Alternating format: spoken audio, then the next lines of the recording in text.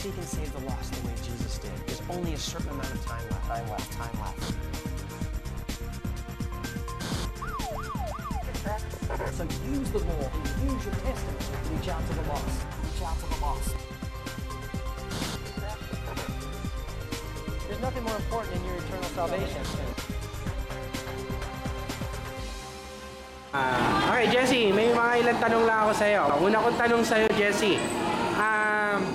Anong pinaka-importante para sa'yo sa buhay mo? Importante po. Anong pinaka-importante sa'yo? Kailan po ng simpleng buhay someday. Magkaroon ng simpleng buhay. Okay, yung kaya lang. Okay. Pero kung kunyari ikaw mamamatay ka na ilang minuto na lang. Okay? Ano maging importante para sa buhay mo? Mamamatay lang minuto na lang. Ano maging very important para sa'yo sa buhay mo? Siguro yung nagawa muna ako nung magandang bagay na di ko pala gagawa. Hindi ko makakalimutan. Malapit ka na mamatay, gagawa ka pa ng mabuting bagay, kaya mo kaya yon? Pilitin ko yun. Pilitin mo. Okay.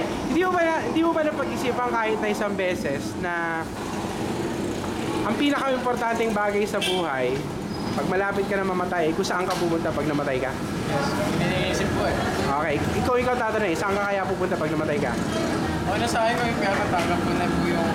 Tanggap mo na kung sa impyerno. Di mo ba naiintindihan ko na impyerno? May malalim po na explanation ko dyan.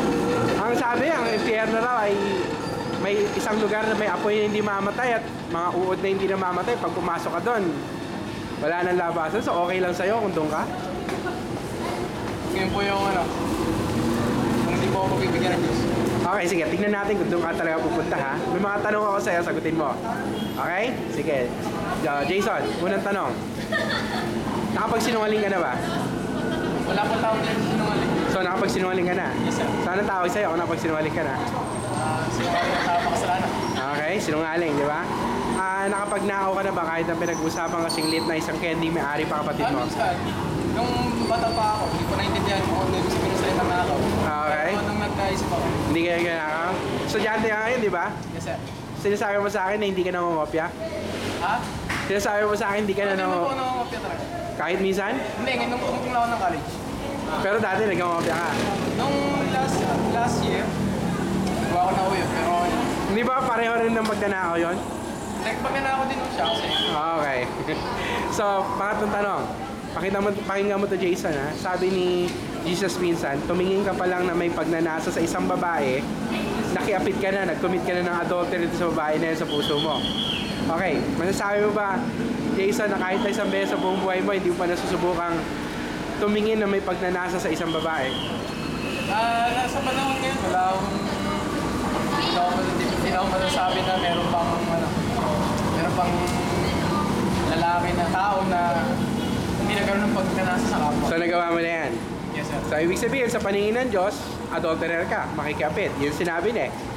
Okay, alam mo ba, Jason, inamin mo ngayon na ikaw ay sinungaling, magnanakaw, adulterer ka pa. Alam mo ba, 3 pa lang yan sa 10 utos ng Diyos, meron pang 7. Paano kaya kung bigla kang namatay itong oras na to, humarap ka sa Diyos para hatulan niya at ang pinagbasihan niya ng hatol niya sa'yo, 10 utos niya, sa harapan kaya ng Diyos, Jason, innocent ka kaya or guilty? Guilty. Guilty. At dahil sa guilty ka, saan ka dapat dalhin yung Diyos? Langit o impyerno? Impyerno. Hindi ba malaki problema yun, Jason? Kasi iniisip ko rin ako yun. Inisip mo rin?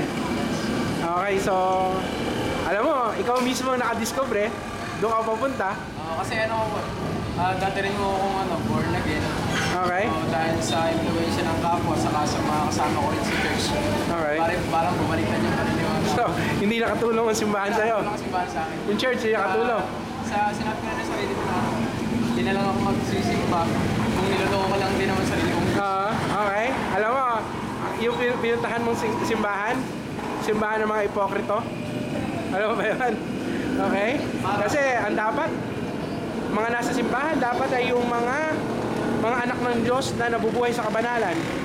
Okay? So ikaw nakita mo, hindi ka rin nabubuhay sa kabanalan at dapat sa'yo mapunta sa impyerno. Alam mo, sabi ng Bible, Ang kabayaran ng kasalanan ay kamatayan. Kamatayan saan? Sa impyerno. Meron kang babayaran sa kasalanan mo. Pero may sasabihin ako lusot sa'yo. Gusto mo malaman kung paano, Jason? Ang lusot mo kung merong ibang magbabayad para sa'yo, nung dapat sana ikaw ang magbayad, na yun na eksaktong ginawa ni Jesus para sa'yo 2,000 taon na nakaraan. Wala siyang kasalanan pero naparusahan siya, namatay siya sa krus ng Kalbaryo. Alam mo bakit ginawa niya yun? Binabayaran niya yung dapat sana ikaw ang magbayad. Gusto kanyang mapalaya sa magitan ng sakripisyo niya.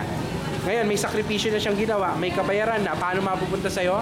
May dalawa siyang hinihingi sa'yo, Jason. Una, gusto niya pagsisihan mo ng tunay yung mga kasalanan mo. Na meron tunay na desisyon, intensyon na talikuran na yan. Okay? Alam mong kasalanan yan, gumawa ka ng commitment sa Diyos na sa tulong niya, tatalikuran mo. May pagsisisi kang tunay. Pangalawa, gusto niya magtiwala ka na tanging siya lang, si Jesus lang makapagligtas sa'yo. Hindi ang mabubuting gawa mo, hindi ang pag-anib mo sa isang simbahan, kundi siya lang dahil siya ay napako sa krus, siya ay naparusahan. Yung simbahan, hindi siya napako sa krus, hindi siya naparusahan, hindi kanya kayang iligtas. Yung mabuting gawa mo, alam mo hindi mo ginawa yon, alam mo may mga kasalanan ka, kaya kailangan dapat pagbayaran mo yon. Kaya kung si Jesus may ginawa ng pagbabayad para sa'yo, gusto niya pagtiwalaan mo na siya lang makapagligtas sa'yo, kaya sa kanya kahingi ng tulong. So ano yung dalawang bagay na yun, Jason? Una, pagsisisi na tunay at pagtitiwala na siya lang makakapagligtas sa'yo. Huling tanong ko sa'yo, Jason, mahal mo ba sarili mo? Sarili ko? Oo. Sabi po natin na hindi gano'n. Hindi mo mahal sarili mo? Hindi gano'n. Hindi mo gano'n mahal, so okay lang sa'yo pupunta ka sa impyerno? Kasi kung ano na rin naman po yung hindi ko, parang hindi ko iniisip yung nangyayari sa kaluluwa ko pag nawala na ako. Alam mo, Jason, sinasabi mo, hindi mo minamahal ang sarili mo, handa kang pumunta sa impyerno, pero intindihin mo to, kahit na hindi mo mahal ang sarili mo, minahal ka ni Jesus nang siyang nagbayad para sa mga kasalanan mo.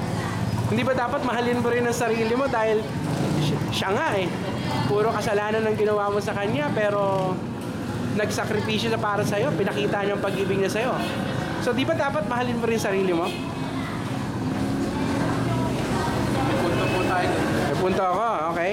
So ngayon, alam mo Jason, mapapakita mo yung pag-ibig mo sa sarili mo kung gagawin mo yung dapat mong gawin para makaiwas ka sa pagpunta sa impyerno. Pagsisisi sa iyong mga kasalanan at pagtitiwala na si Jesus lang makapagligtas sa'yo. Kung ako sa'yo, hindi mo hayaang matapos tong araw na to, hindi mo ginagawa yon. Bakit? Baka bukas patay ka na So pwede kang mamatay anong oras. At pag hindi mo nagawa yung dalawang bagay na yun, bago kang mamatay, sorry ka na lang.